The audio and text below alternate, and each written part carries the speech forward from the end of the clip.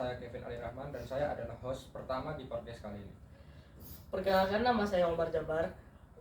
Saya sebagai host kedua di podcast kali ini. Di podcast kali ini kita akan membahas satu buku yang berjudulkan JoJo Bizarre Adventure. Dan ada beberapa bintang tamu di sini. Coba disebutkan. Perkenalkan, nama saya Mo Fahmi, saya sebagai tamu bintang di sini.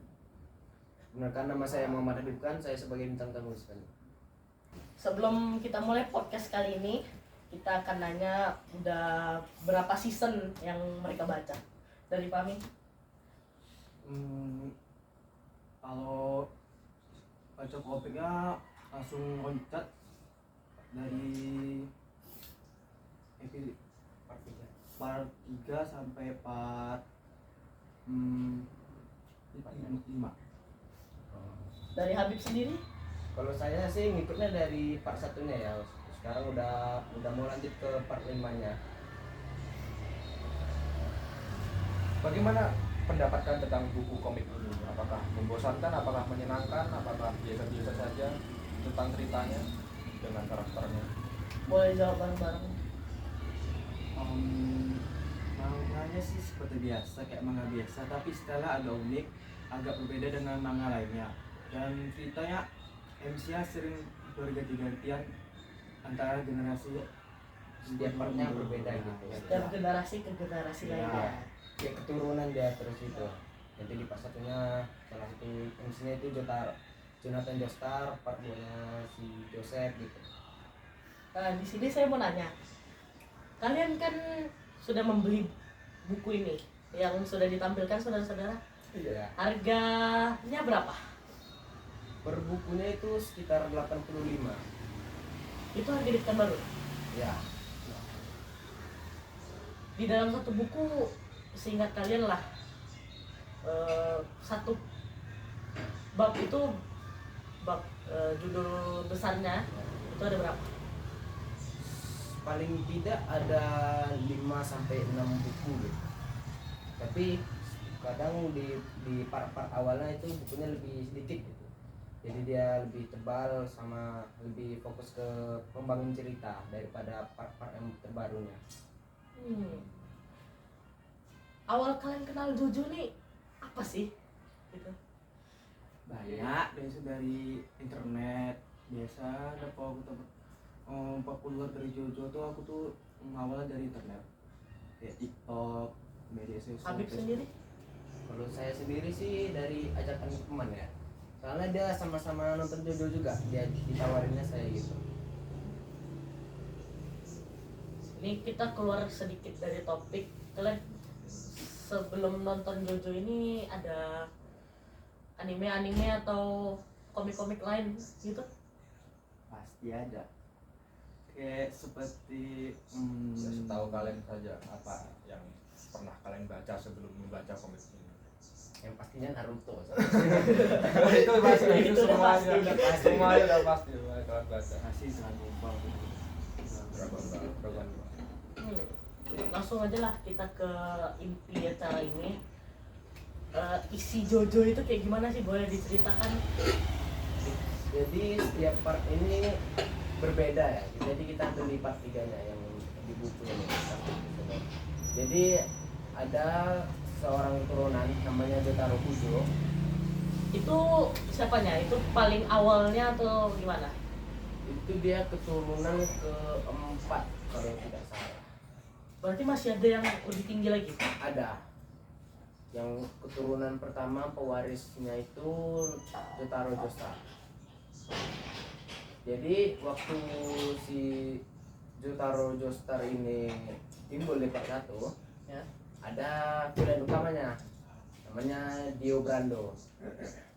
Dio ini dari kalau anime-anime gitu misalnya ada clan gitu kan. Kalau di JoJo ini ada nggak clan seperti itu? Ada, tapi dia nggak clan, dia kayak darah keturunan. Kalau dari keturunan MC-nya itu kan Joestar. Kalau dari Brando itu nggak keturunan sih sebetulnya, lebih kayak bawahan gitu, suruhan untuk menghapus keturunan Joestar. Sepertinya buku ini seru juga. untuk Cukup dibaca. menarik untuk dibaca. Teman-teman kalau ada yang mau membaca bukunya silahkan, ada di mana saja. Terjual di mana sih? Jualnya ya di toko buku, tapi saya sarankan nyarinya di Gramedia sih. Soalnya salah satu penyedia terbesarnya di situ. Buku ini ada nggak di internet? Ada, pasti ada. Soalnya kan zaman sekarang ya tau lah, zaman era digital gitu. Semuanya sudah bisa diakses melalui Ya. genggaman. Iya. Sudah bisa diakses lewat digital juga, dari web ataupun dari aplikasi-aplikasi pembaca manga gitu.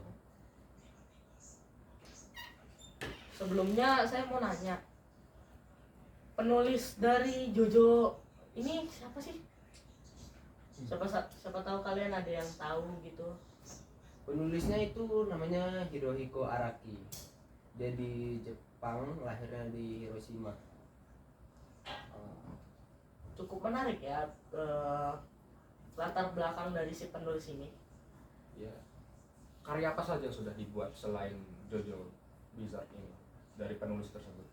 Ada salah satu karya tulisnya itu yang dia membuat dia terinspirasi buat Jojo, namanya Bao.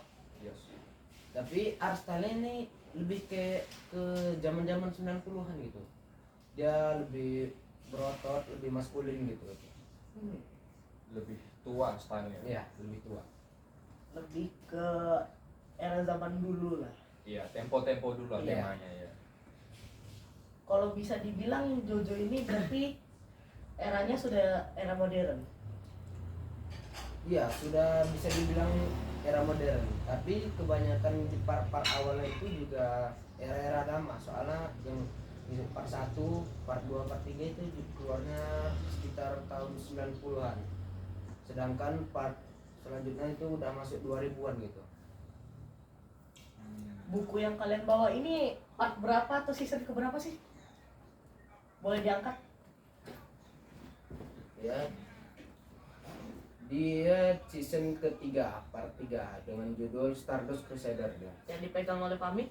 Kalau saya pegang ini di part 3 sama seperti kayak Habib. Boleh diletakkan kembali? Kok saya bantu?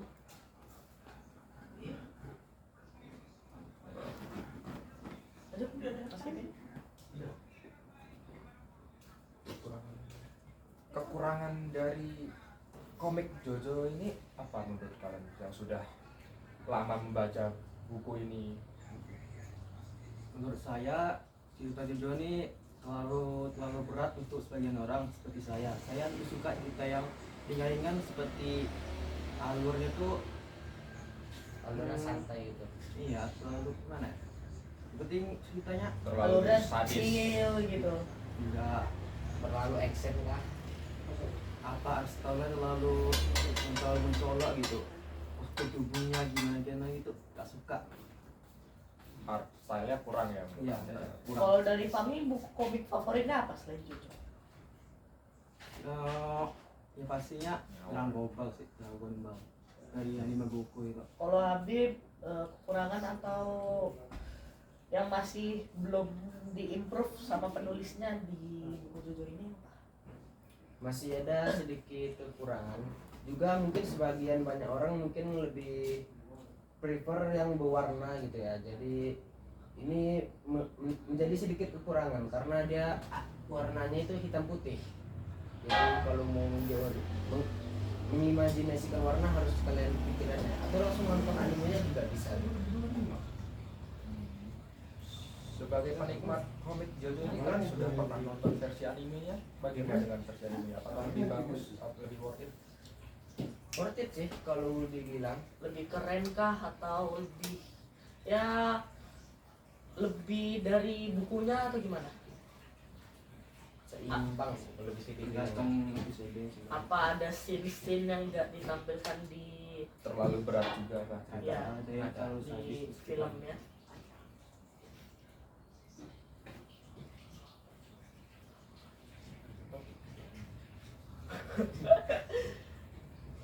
Dan 12 menit. Nah, jadi teman-teman kalian sudah tahu buku Jojo ini gimana. Jadi di sini saya mau menanya lebih dalam dari buku Jojo ini. seperti keturunannya atau anak-anaknya. Ya seperti itulah. Dari Habib, saya mau nanya, keturunan Jojo ini ada berapa? Keturunan yang ditampilkan sama Araki itu ada 6. Yang pertama Jonathan Joestar, kedua Joseph Joestar, ketiga Jotaro Kujo, keempat ini nggak termasuk ke apa ya, nggak termasuk darah keturunannya, tapi dia masih terikat batin dengan keturunan Joestar gitu. Masih ada, kalau diterjemahkan bahasa Indonesia masih saudara jauh lah. Iya. Sama ada juga kalau yang keempat ini namanya Giorno Giovanna ya. Dia itu sebetulnya anaknya Dio. Oh, iya. Anaknya Dio yang diumpet gitu. Yang kelimanya itu ada Josuke Higashikata. Yang keenam terakhir itu Jolin Joestar, anaknya si Jotaro Kujo ini. Dari 6 itu, ya dari 6 itu pasti ada part-partnya ya. Iya. Part mana yang Habib sama Fahmi paling suka? Part yang kalian bawa ini kah atau ada lagi? Untuk sekarang sih masih ini karena saya baru baca bagian ini doang. Dari Habib Kalau ini? menurut saya sih di bagian part 6 ya. Soalnya dia juga ada mengajarkan fisika karena stand ada yang bergantung dengan hukum Newton gitu. Jadi asik plus bisa menambah ilmu gitu. Jadi nonton komik, baca komik juga bisa mendapatkan ilmu ya ternyata. Iya, saya rasa juga begitu. Stand itu apa sih, Bib? Kita belum tahu banget nih karena kita belum baca bukunya. Jadi stand itu kayak Pelindung manusia gitu untuk kekuatan manusia, kayak apa ya, kodamnya lah, ya, membantu manusia. kalau bahasa orangnya sekarang kodam. ya Tujuan dari cerita ini mau dibawa kemana Iya. sebenarnya dari komik ini? Sebetulnya dibawa seru-seru aja sih. Soalnya dia juga fokusnya ke action gitu. Kan Habib bilang ini ada teori fisikanya. Iya. Dari mana sih teori fisikanya? Mungkin dari part filmnya ada scene-nya mungkin yang Habib Iya. ingat. Di part 6 di daerah akhir seasonnya itu dia ada nama stand-nya Made in Heaven gitu ya. Dia bisa mempercepat waktu. Dia ada 3 fase jenis stand-nya. Stand pertama dia itu bisa ngambil stand diubah jadi disc gitu, ke kaset dia jadi. Nah, nanti dia berevolusi lagi. Stand kedua ini dia jadi kayak bisa mengendalikan gravitasi. Setelah dapat stand gravitasi ini, dia berevolusi lagi ke tingkat tertingginya. Berevolusi. Iya, Berevolusi itu seperti apa? Dia tubuhnya menguatkah atau lebih gimana ya? Lebih Lebih kuat, keras lebih gitu lah. pintar kah, lebih ya. iya. Jadi berevolusi ini dia bisa berubah fisik, berubah kekuatannya juga. kemampuannya juga gitu. Ya, kemampuannya juga berubah gitu. Ataupun berevolusi kemampuannya. Tapi dalam stand Made in Heaven ini, setelah dari gravitasi, dia bisa mempercepat waktu. Nah, kalau dalam hukum Newton kan, kalau waktu itu kan berapa dengan gravitasi. Iya. Nah, jadi karena stand gravitasinya juga ada, waktunya bisa dimanipulasi lebih cepat gitu. Kan Habib bilang dari turun temurun ini kan ada 6. Iya. Semuanya punya stand. Semuanya punya stand. Standnya tuh ada nama nggak sih? Ada, setiap stand itu mempunyai namanya unik. Habib tahu nggak beberapa atau semuanya? Beberapa sih, tapi salah satu stand yang menurut saya unik itu Crazy Diamond. Jadi dia ini bisa ngancurin plus membalikkan ulang posisinya lagi. Kalau misalnya meja ini dihancurin pakai stand itu, Kalau di Marvel jadi kayak Flash Terus ya. tren dong Mas. Iya, Doctor Strange bisa membalikan waktu ya. tapi dia nggak waktu, barangnya kembalikan semula lagi. Yang udah semulanya hancur, bagus lagi seperti sebelum Oh, mancung gitu. seperti dirakit ulang gitu. Ya, Misalnya ada serpihan-serpihan itu tertarik lagi dan dikumpulkan jadi satu seperti semula. iya. Stand yang Habib tahu apa aja sih, sama pemiliknya siapa aja? Tergantung MC-nya. Tergantung MC dari part-part tersebut. Ya. Kalau dari part 1 sama 2 itu sebelum itu belum ada stand. Adanya hamon. Hamon itu apa lagi? Kalau hamon itu dia kayak jenis pernapasan. Tapi kalau misalnya dipakai jenis pernapasan ini, fisik kita tuh menguat gitu. Seperti meditasi. Iya. Menurut saya sih seperti meditasi, soalnya kalau meditasi kita menenangkan diri dan meningkatkan kepercayaan diri, Iya. sama seperti yang Habib bilang tadi. Ya. Kalau di part 3 nama standnya itu Star Platinum, dimiliki oleh Gitar Pujo. Ya. Kalau di part 4 itu namanya Golden Experience, dimiliki Jono. Kalau di part 5 itu Treasure Diamond yang saya bilang tadi. Setelah stand itu apa ada hal-hal yang lebih unik tuh dari stand-stand tersebut? Misalnya timeline atau action-action yang lebih wah gitu di dalam part-part tersebut. Ada. Kalau dari timeline sebetulnya Araki masih ada lanjut satu timeline, itu di namanya Steel Wall Run. Jadi Itu time- dijadiin buku lagi, iya, tapi masih jadi manga. Oh. Rilis publik itu. masih semi apa ya? Semi rilisnya. Ya, semi rilisnya masih belum bisa dibaca oleh orang luas gitu. Belum bisa diakses oleh umum ya kalau Iya. masih perilisan. Jadi timelinenya ini timbul dari part 6-nya. Soalnya di part 6 kan si villain utamanya mempercepat waktu sampai meriset universe-nya. Karena ada riset universe ini, timbul timeline baru, Steel Ball Run.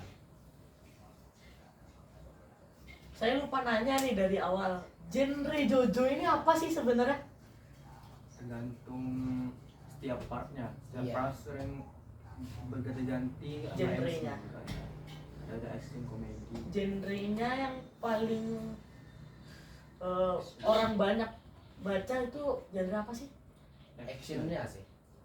Action dari JoJo tersebut. Iya. Berarti Jojo ini juga berbasis ke action gitu.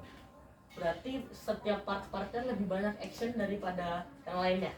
Ya, Mas Kevin kalau ada pertanyaan silakan. Alur cerita dari komik ini tuh gimana sih, si karakternya ini ngisi tujuannya tuh apa? jadi setiap karakter ini memiliki tujuan berbeda. Kalau di part 1 kan si Jonathan. Sebetulnya dia belum ada tujuan. Tapi setelah orang tuanya mengangkat Dio sebagai anak, si Dio ini nggak baik lah ke si Jotaro. Jadi dia mau balas dendam. Jadi kalau di part 3 kan di part 1 ada Dio nih. Sesudah kalah Dio dia ditenggelamkan ke dasar laut. Di part 3 dia diangkat lagi sama pelaut gitu. Berarti di part 3 ini ada pembalasan dendam lah, kalau bisa dibilang. Iya. Soalnya di part 2 kan ada MC-nya namanya Joseph, itu anak dari Jonathan. Setelah dia tahu si Dio bangkit lagi, si Joseph mau balas dendam atas kematian ayahnya. Sama karena kebangkitan Dio ini, jadi keluarga Joestar ini timbul lagi kekuatan Stena. Stand-nya masuk kembali ke pemiliknya. Iya. Sebelum Dio bangkit, karena si Jonathan kan pemilik asli dari Stan nih, Hamon awalnya. Bangkit Dio lagi, berevolusi Hamon ini jadi Stan. Dari kisah JoJo yang sudah diceritakan oleh Habib, menurut Mas Kevin gimana? Apa bagus atau gimana? Menurut saya ini cukup menarik untuk dibaca ya, karena bisa didengar juga pembawaan ceritanya tidak membosankan dan ya ini Mas Kevin tertarik gak untuk membaca komik atau menonton animenya? saya lebih tertarik menonton kok apa Membaca animenya ya. Oh, menonton komik. Dari saya sendiri sih keren, pembawaan alurnya tidak membosankan ya, karena seperti yang Habib bilang sendiri ada turun temurunnya Iya. dari yang pertama tadi siapa? Dari generasi pertama Jonathan Joestar. Dari generasi pertama ke generasi ke anak. terakhir. Dari saya masih pengen mengulik lebih dalam, tapi sepertinya waktu kita sudah tidak cukup. Sudah terbatas Iya. dan mungkin kita akhiri sampai sini Iya. dulu. Mungkin Mas Habib ada pesan-pesan untuk yang membaca Jojo gitu, Pami juga. Ya saran kami ya mulainya kalau mau nonton animenya disarankan mulai dari part 3 gitu. Soalnya biar lebih ngerti alur dari awalnya gitu. Kalau Kenapa? sudah Kenapa tidak dari part 1? karena part 1 ini dia rumit. Dia lebih bawa ke cerita daripada action. Sama seperti part 2-nya. Jadi guys, di sini waktu kami sudah tidak ada. Jadi terima kasih yang udah mau nonton sampai akhir. Kami undur diri sebagai host podcast kali ini. Assalamualaikum warahmatullahi wabarakatuh.